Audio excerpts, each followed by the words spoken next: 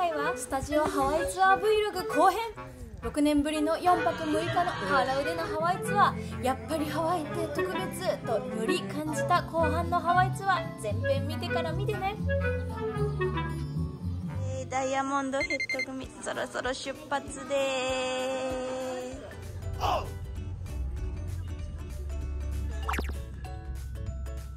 そう同じところ到着どころにしてるんだけど、ゲートの前まで行ってくれたらしいです。場合によって変わりますね。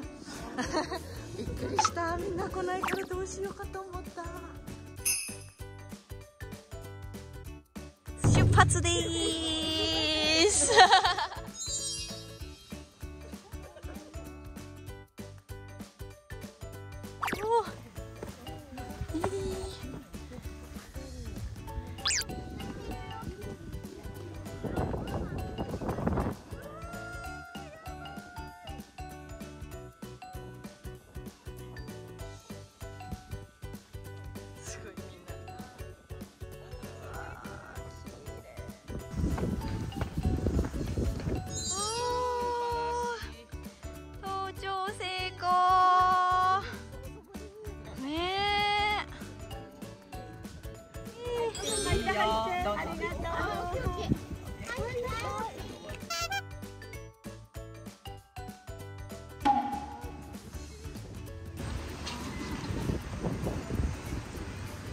ダイヤモンドヘッドから KCC ファーマーズに行きます。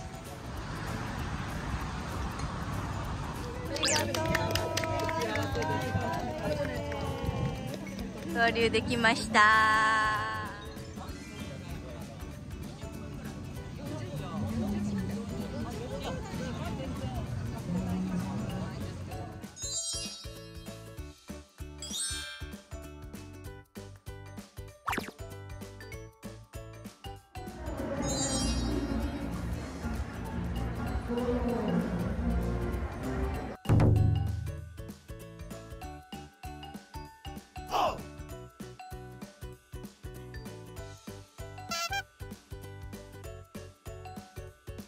夜はクムサリットでやってファイヤーグリルに来ています。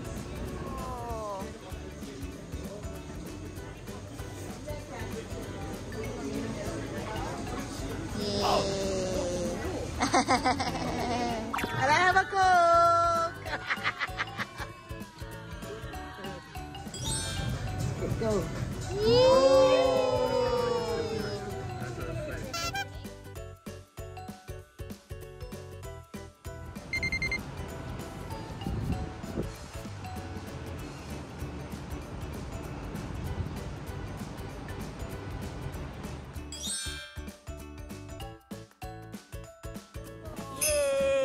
カピオラニ公園に向かっています。ピオラニパークに着きました。